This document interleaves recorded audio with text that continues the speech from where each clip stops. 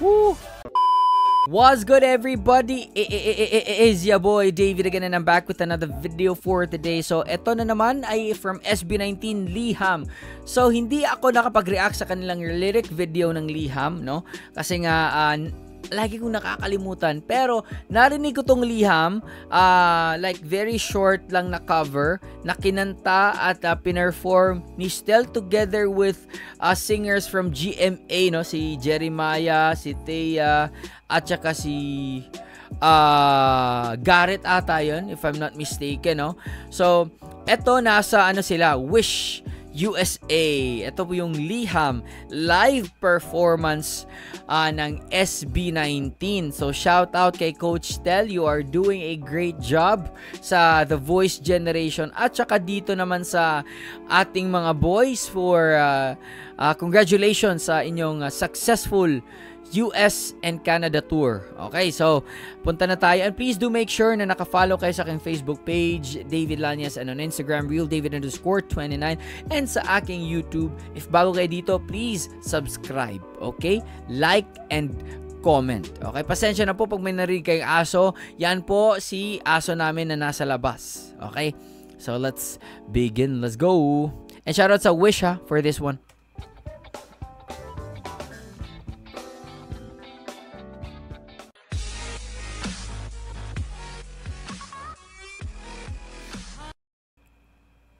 Wish.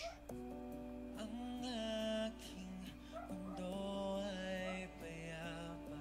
107.5. Sa di malamang dahilan. At noon ay buo kong inakala lahat ay ayos na naman. Very catchy yung song and singable. Madali lang siyang kantahin, no? Madali lang siyang i-follow. Nang bigla na lang ay dumating ang di hinantay, nagbabalat kayong himala. Unique din talaga tong tone quality ni Ken eh. Coach Stel.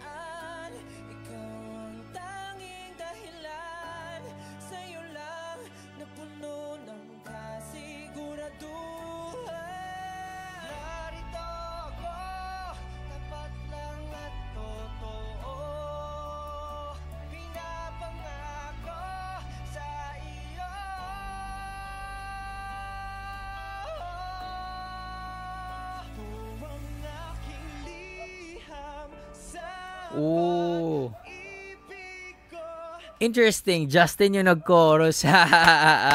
Nice. Nice. Nice.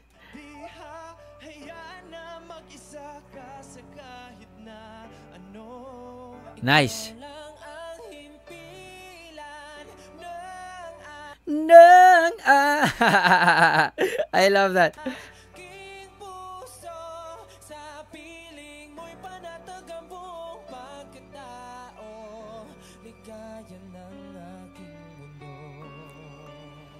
Hey.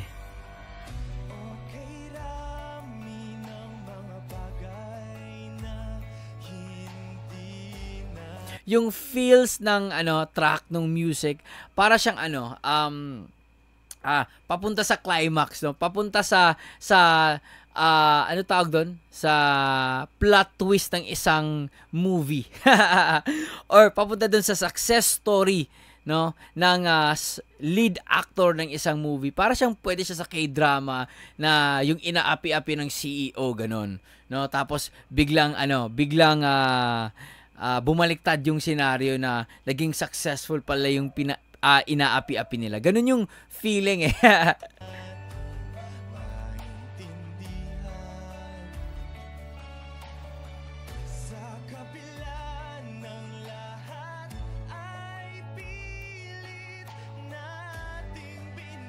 Oy, impressive si Justin dito. Really impressive.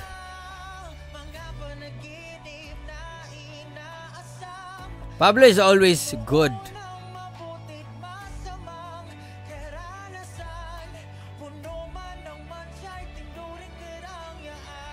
Kung meron mang isa sa SB19. Isa si Pablo doon sa pinaka-consistent, no? Mapasayaw, mapakanta. Like, he's truly a leader ng grupo.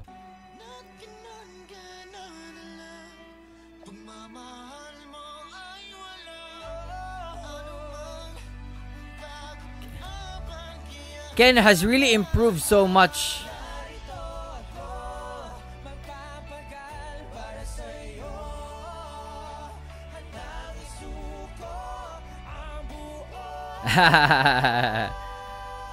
May giggle din. Ito.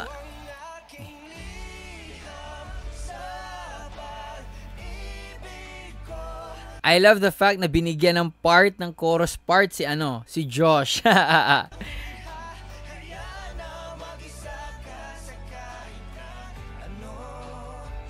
Nice.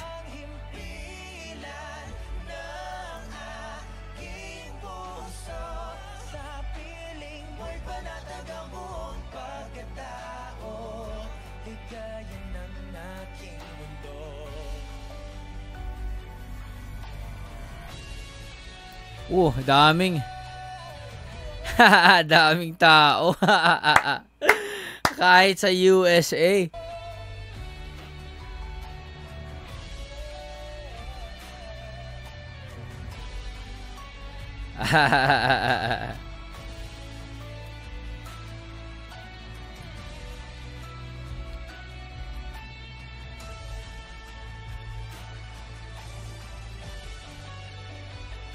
Diba ang galing ng track?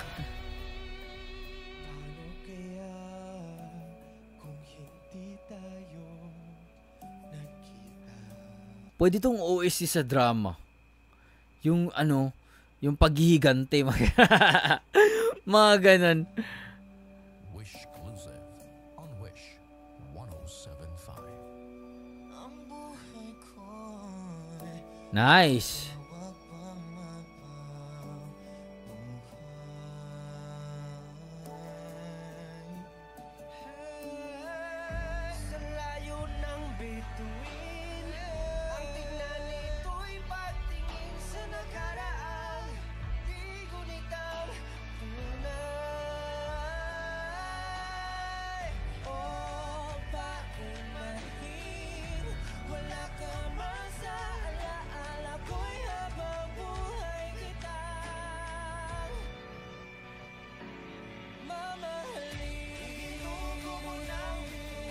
Ito yung build up, oh. Galing.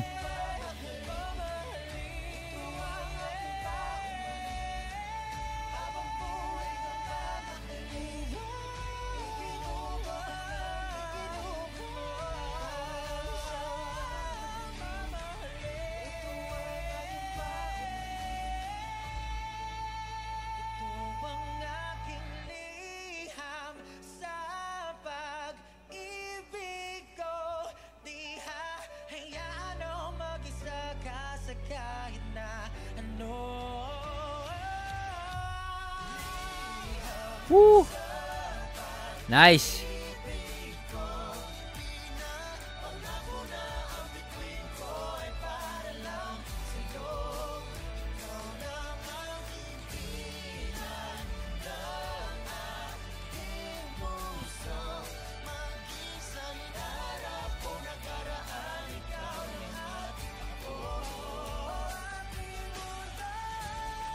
Woo!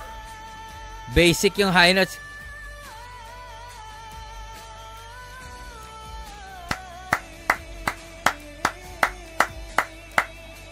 Nice.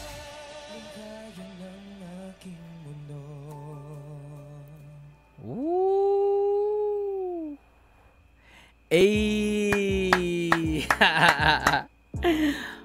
Very I can say emotional na kanta, no? Sabi ko nga pwede siyang pang OST sa drama, yung mga paghihiganti ng mga theme, ganun ba? Paghihiganti dahil inaapi-api siya, mga ganun ba?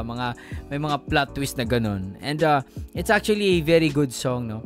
And it's also a song na very very far from the usual P-pop kind of music, no?